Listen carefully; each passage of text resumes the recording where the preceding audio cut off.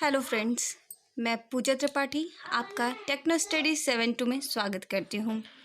दोस्तों, अगर आपको मेरा वीडियो पसंद आए तो प्लीज़ मेरे वीडियो को लाइक करें और चैनल को सब्सक्राइब कीजिए। तो दोस्तों, इसके पहले हम लोगों ने पढ़ा है मोहनजोदड़ो की सभ्यता या फिर सिंधु घाटी सभ्यता। तो आप लोगों को मेरा वीडियो कैसा लग रहा है प्लीज़ कमेंट बॉक्स में ज़रूर बताएँ। तो मैंने आप लोगों से कल ही कहा था कि मैं आपको आज से वैदिक संस्कृति पढ़ाऊँगी। वैदिक संस्कृति जैसे कि इसके नाम से ही आपको पता चलता है कि वैदिक मतलब ये जो शब्द है आपका, ये वेद से निकला हुआ है, तभी ये वैदिक हुआ है। वैदिक संस्कृति जहाँ पर वेदों का आधिपत्य हो, जहाँ से मतलब वेद शुरू हुए हैं, वहाँ की जो भी संस्कृति है उसे हम वैदिक संस्कृति कहते हैं। इसका समय है 1500 BC से 600 BC। BC का मैंने फुल फॉर्म आपको बता दिया था कि BC मतलब बिफोर क्राइस्ट, मतलब जो जीसस हैं उनके जन्म से पहले के जो भी समय हैं उन्हें आप BC कहते हैं। अब आप खुद ही देख लीजिए, 1500 BC मतलब जब भी जीसस क्राइस्ट जब पैदा हुए थे उसके पहले के ये समय है। अब देखिए आपका जो वेद है कितना पुराना है, आप खुद ही देख सकते हैं कि वेद जो है वो सबसे पुराने ग्रंथ इसीलिए माने जाते हैं क्योंकि इससे पहले जीसस का भी जन्म नहीं हुआ था।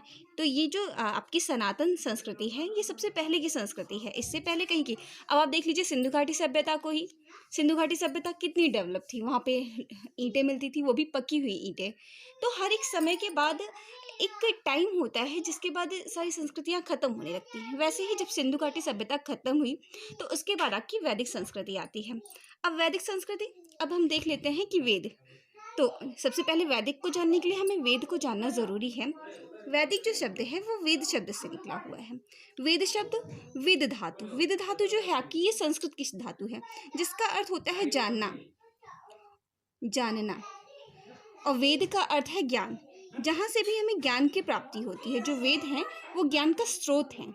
इससे पहले आपको कोई भी लिखित साक्ष्य नहीं मिलते हैं, लेकिन वेद जो हैं ये आपके ऐतिहासिक ग्रंथ के अंतर्गत आते हैं। ऐतिहासिक ग्रंथ मैंने आप लोगों को पहले ही बताया था कि ऐतिहासिक ग्रंथ क्या होता है।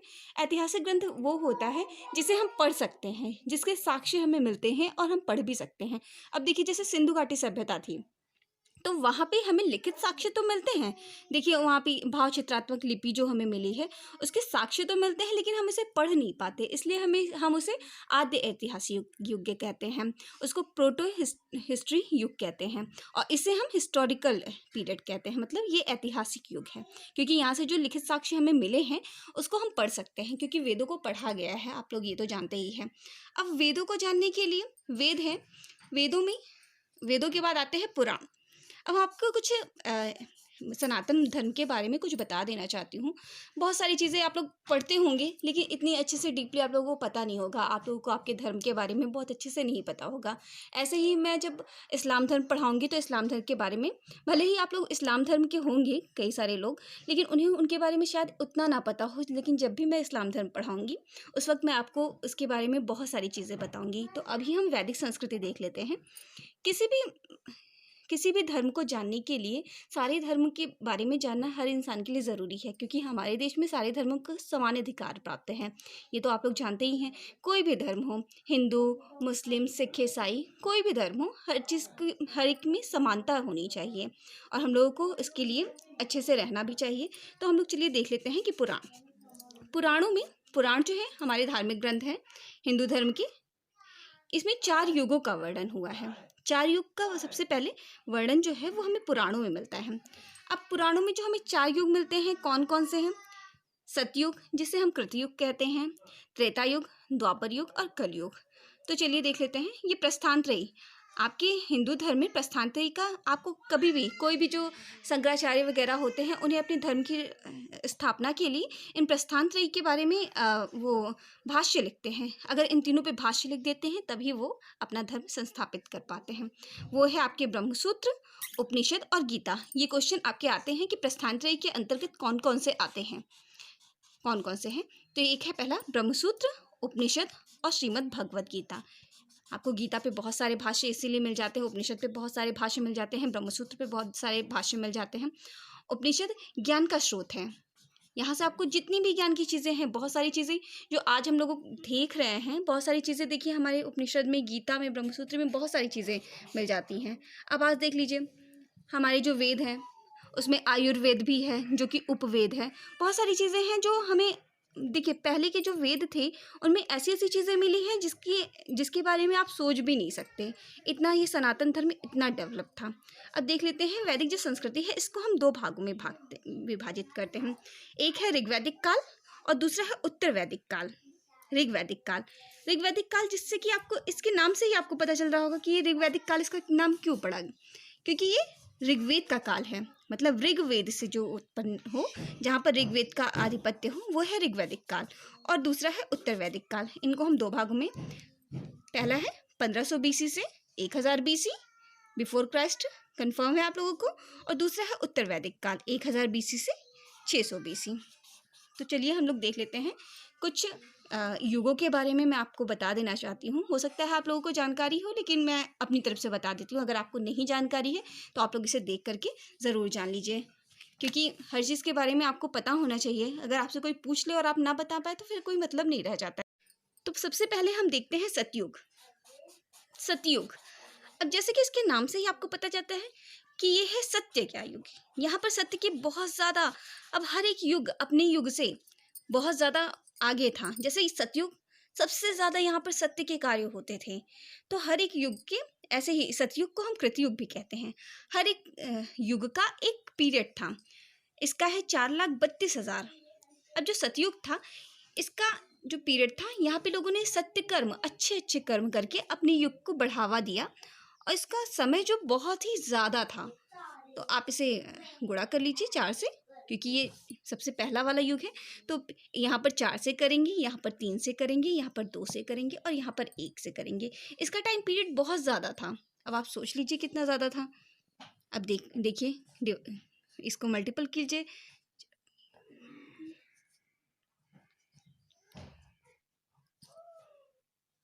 तो सोचिए इतना टाइम था इसका। इसका टाइम पीरियड 17,28,000 वर्ष तक ये चला था। अब आप सोच लीजिए कि सतयुग इतना लंबा था। तो ये लोग 17,28,000 वर्ष, इन लोगों का टाइम पीरियड इतना ज़्यादा था। अब आप खुद ही सोच सकते हैं, इन लोगों ने इतने अच्छे कर्म किए। सतयुग में लोग पाप कर्म नहीं करते थे, ज़्यादातर यहाँ पे पुण्यात्मा थे, यहाँ पे अच्छे कर्म वाले लोग थे। तो इन लोगों ने अपने कर्मों से अपनी टाइम पीरियड को बहुत ज़्यादा बढ़ाया। तो इसीलिए भगवान ने कहा कि मैं सतयुग का टाइम ज़्यादा करता हूँ और जो कलयुग है उसका टाइम मैं सबसे, क्योंकि वहाँ पर बहुत ज़्यादा मार काट। अभी आप आज का ही टाइम देख लीजिए, आज के टाइम से और पहले के टाइम से कितना फ़र्क है। अब दिन प्रतिदिन देखिए लोग कितना ज़्यादा, इस टाइम मर्डर इतने हो रहे हैं, रेप केस, हर एक टाइप के केस की, चोरी डकैती, हर एक चीज़ यहाँ पे इतनी ज़्यादा मिलती है और पहले ऐसी चीज़ें नहीं होती थी। तो ऐसे ही सतयुग के टाइम में, मतलब कहते हैं ना कि बहुत अच्छा टाइम था, वैसे ही यहाँ पर राजा हरिश्चंद्र की आपको कहानी मिलती है, जिन्होंने सच के लिए, मतलब उन्होंने सपने में दान कर दिया था। और सोचिए सपने में दान करने के बाद जब ऋषि आते हैं उनसे मांगने के लिए, तो वो उसे कहते हैं कि हाँ मैंने तो सपने में सब कुछ दान कर दिया था। उसके बाद वो अपने बच्चे और बीवी सबको बेच करके उन्होंने उनका ऋण अदा किया था। तो वो था सतयुग। आप लोगों को कहानी सुनने को ज़रूर मिलती होगी। अब आते हैं त्रेता युग। अब त्रेता युग, जैसे कि इसके नाम से ही, तो ये त्रेता युग है। इसमें 3 से मल्टीपल करेंगे, ठीक है। तो 3 से मल्टीपल किया तो ये 12,96,000 वर्ष, ये इतना टाइम था। मतलब यहाँ पर सबसे ज़्यादा लोगों ने अच्छे कर्म किए। तो यहाँ पर 17,28,000 वर्ष, और यहाँ पर उससे कम, मतलब उससे बहुत ज़्यादा, 1 गुना तो कम था ही। तो यहाँ पर 12,96,000 वर्ष। अब ये था आपका राम जी का पीरियड, श्री राम का। श्री राम के बारे में तो सभी लोग जानते होंगे, अभी राम मंदिर का निर्माण भी होने वाला है, आप लोगों को पता ही है। तो श्री राम के बारे में तो सभी जानते होंगे, उनके बारे में बताने की कोई भी ज़रूरत नहीं। आजकल रामायण आ रहा है, बहुत ज़्यादा आ रहा है, और रामायण ने अच्छा विश्व रिकॉर्ड भी कायम कर लिया है, आप लोग खुद ही देख रहे होंगे। तो चलिए अब देख लेते हैं द्वापर युग। द्वापर युग है श्री कृष्ण का युग। अब ये इनसे कम, मतलब त्रेता युग से ये कम टाइम का पीरियड था, क्योंकि यहाँ पे थोड़े बहुत, अब ये देखिए यहाँ पर रामायण का काल था। कहते हैं ना कि अरे भाई राम राज्य आ गया।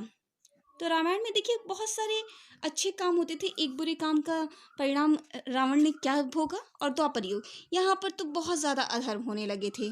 अब देखिए आप महाभारत का टाइम देख लीजिए, महाभारत के टाइम में द्रौपदी के साथ क्या हुआ, गांधारी के साथ क्या हुआ, तो ये है द्वापर युग। यहाँ पर मतलब पहले वाले युग से ये वाला युग थोड़ा कम अच्छा था। तो ये हो गया आपका इसका टाइम पीरियड भगवान और कम हो गया।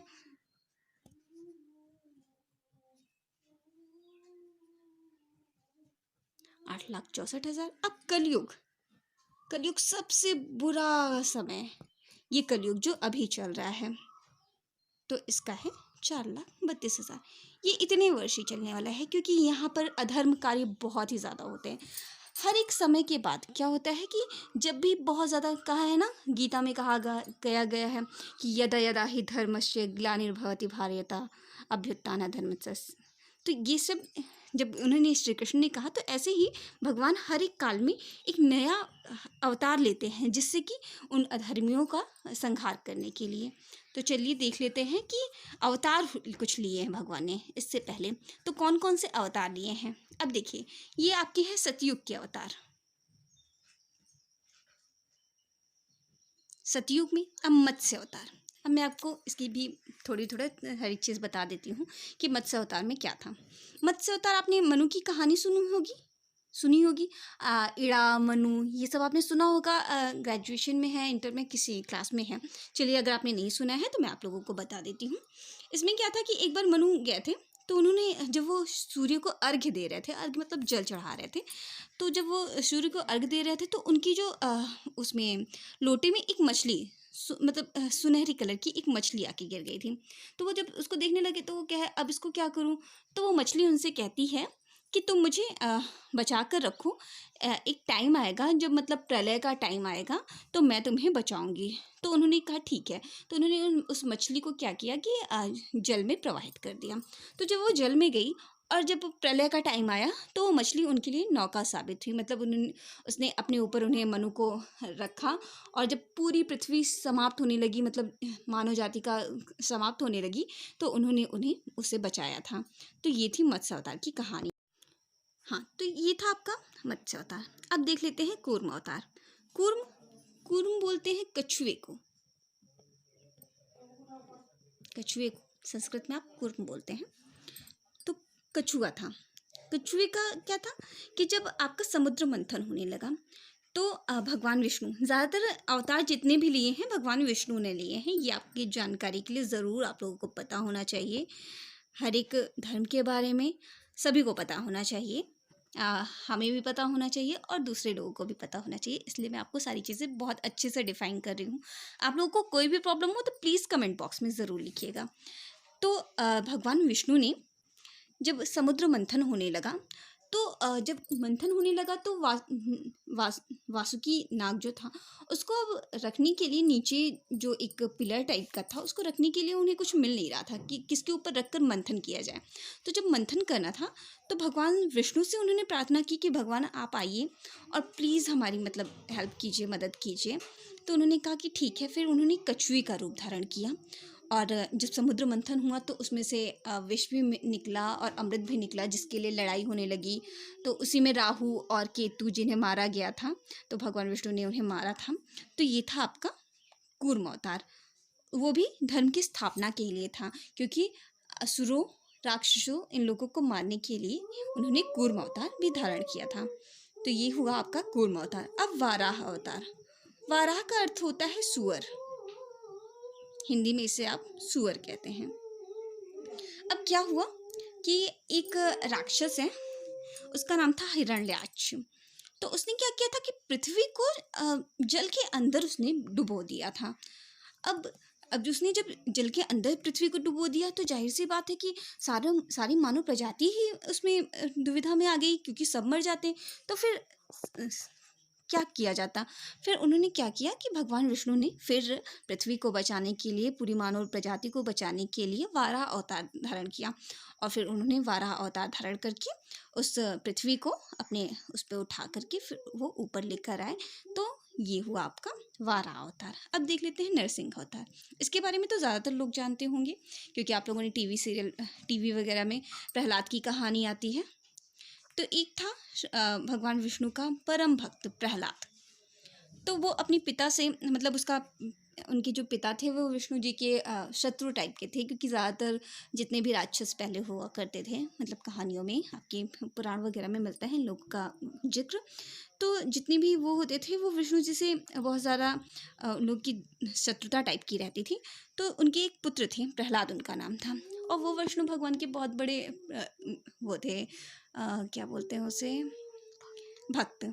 तो वो भक्त थे, तो उन्होंने कहा कि वो उनके पिता कहते थे कि नहीं तुम मेरी भक्ति करो क्योंकि मैं भगवान हूँ। वो अपने आप को भगवान माना करते थे। प्रहलाद ने उन्हें भगवान मानने से इनकार कर दिया। तो वो अपने बच्चे को बहुत प्यार करते थे, लेकिन मतलब जब वो विष्णु भगवान की वंदना करता था, पूजा करता था, तो उन्हें बिल्कुल भी पसंद नहीं आता था। एक दिन वो बहुत ही ज़्यादा गुस्सा हुआ, तो उसने कहा कि अच्छा ठीक है, तुम्हारे भगवान कहाँ हैं? तो उसने कहा कि आप जहाँ भी देखते हो हर जगह, जैसे कहते हैं ना कि अहम ब्रह्मास्मि, मैं ही, मतलब हर जगह ब्रह्म है, इदम किदम, कहीं पर भी हर एक जगह ब्रह्म है। तो उसने कहा यहाँ पर भी है, वहाँ पर भी है, हर जगह। जब वो कहने लगा तो वो बहुत गुस्से में आया जो राक्षस था। उसने कहा कि ठीक है, क्या इस खंबे में भगवान है तुम्हारा? तो कहते हैं हाँ। तो उसने जब खंबे को तोड़ा तो उसमें से नरसिंह भगवान निकले। नरसिंह मतलब नर और सिंह का, नर, नर मीन्स मानव, और सिंह, सिंह मीन्स शेर। इन दोनों को मिलाकर के जो अवतार हुआ वो हुआ नरसिंह अवतार। फिर उसने इनको हिरण्याक्ष को, हिरण्यकश्यपु थे, हिरण्यकश्यपु, इनका वध किया और फिर पृथ्वी पर धर्म की स्थापना की। तो इसका आप एक साइंटिफिक रीज़न वो कर सकते हैं, क्योंकि जल से ही कहते हैं कि सब चीज़ों की उत्पत्ति हुई है। तो ये हुआ जल आपका, ठीक है। मत्स्य सबसे पहले इन्होंने जब पृथ्वी वो हुई तो उस पर सबसे पहले आपको एक जलचर मिला। जलचर मतलब जो जल में रहने वाला जीव है। उसके बाद कूर्म अवतार, जो कछुआ है वो आपका दो जगहों पे रहता है, एक जल पर और दूसरा है आपका स्थल पर। अब तीसरा उन्होंने अवतार लिया जो सिर्फ जल पर रहने वाला था। ये आप इसका साइंटिफिक रीज़न है कि जैसे जल से ही सारी उसकी, जल के बिना ऑक्सीजन नहीं है और बिना ऑक्सीजन के हम लोग रह नहीं सकते। फिर आपका नरसिंह अवतार, इसमें नर और मानव दोनों को एक बनाया गया। तो ये हुआ हिरण्यकश्यपु। मतलब हर एक चीज़ का एक सीक्वेंस बनाई गई जो कि एक साइंटिफिक रीज़न के हिसाब से, अगर आप सनातन धर्म को देखें तो वहाँ पर हर एक चीज़ साइंटिफिक रीज़न की वजह से बनी हुई है। आप खुद ही देख सकते हैं, बहुत सारी चीज़ें आपको बताने की ज़रूरत नहीं है, आप खुद देखेंगे तो आपको लगेगा कि बहुत ही हर एक चीज़ एक साइंटिफिक रीज़न के तहत बनाई गई है। जहाँ जैसे कि वहाँ पर कहते हैं कि नीचे पॉलीथीन मार करके आप खाना खाइए, तो उसका एक साइंटिफिक रीज़न है, हर एक चीज़ का एक साइंटिफिक रीज़न है। तो चलिए देख लेते हैं। अब बहुत ज़्यादा मैं आपका टाइम नहीं लूँगी, बहुत जल्दी से पढ़ाऊँगी क्योंकि बहुत ज़्यादा लंबा वीडियो हो रहा है। तो हम देख लेते हैं जल्दी से त्रेता युग। अब त्रेता युग, त्रेता युग में भगवान ने मैंने वहाँ पर 4 अवतार लिए, ठीक है, 4 गुना। अब यहाँ पर 3 अवतार, 3 गुना, ठीक है। वामन अवतार, वामन मीन्स जिसे आप बौना बोल सकते हैं। इन्होंने बलि से 3 पग में पूरा उनका पूरा वही मांग लिया था। एक उनका सर था, एक में आकाश मांग लिया था, एक पर पृथ्वी, और तीसरे पे उन्होंने उनका सर रख दिया था। ये भी कहानी आपको पता होगी, ठीक है। परशुराम, इनके बारे में आपको पता ही होगा। परशुराम ये ब्राह्मण थे जिन्होंने, राम जी ने जब क्या बोलते हैं धनुष तोड़ दिया था तो वो बहुत गुस्सा हुए थे। तो ये परशुराम, इन्होंने क्षत्रियों का पूरा संहार करने का वही प्रण ही ले लिया था कि मैं क्षत्रिय से मुक्त कर दूंगा इस पृथ्वी को। क्षत्रियों से मुक्त करने के लिए इन्होंने कहा था, और बहुत सारे क्षत्रियों को मारा भी था। तो इनसे फिर राम के बारे में आपको पता ही है, मर्यादा पुरुषोत्तम राम, पुरुषोत्तम राम, इनके बारे में आप किसी को बताने की ज़रूरत ही नहीं है, इनके बारे में तो बहुत सारे लोग जानते होंगे यहाँ पर हर एक जगह पर। आप तो भारतवासी हैं तो आप लोगों को तो ज़्यादा ही पता ही होगा। अब द्वापर युग, द्वापर युग में कृष्ण जी मिलते हैं। कृष्ण, इन्होंने, ये पशुपालक थे, यदुवंशी थे, ये भी आप लोगों को पता है। अब इनके भी बारे में आप लोगों को कुछ बताने की ज़रूरत नहीं है, आप लोगों को खुद ही पता होगा। इस समय महाभारत रामायण आप देख ही रहे हैं तो इन लोगों के बारे में आपको बहुत ज़्यादा। बुद्ध, ये गौतम बुद्ध है, एक अवतार ये भी लिया गया है। गौतम बुद्ध मतलब इन्हें हिंदू धर्म में समाहित कर लिया गया है। अब कल की अवतार, अब कल की अवतार लिया जाएगा जब पृथ्वी पर बहुत ही ज़्यादा अधर्म बढ़ जाएगा, तब आपका ये कल की अवतार अवतरित होंगी, ऐसा पुराणों में लिखा गया है, ऐसी मान्यता है। उपनिषद ज्ञान के स्रोत हैं, सनातन धर्म के ज्ञान के स्रोत हैं उपनिषद। अभी मैं बाद में आपको उपनिषद के बारे में सनातन धर्म की ज्ञान के स्रोत हैं, मैं आगे आपको उपनिषद के बारे में बहुत अच्छे से डिफाइन करूंगी। अभी इसको इतना ही रखते हैं, नहीं तो बहुत ज़्यादा लंबा वीडियो हो जाएगा, तो आगे की चीज़ें देख लेते हैं। अब आर्य शब्द का अर्थ क्या होता है? आर्य शब्द का अर्थ होता है श्रेष्ठ। श्रेष्ठ कह सकते हैं, कुलीन कह सकते हैं।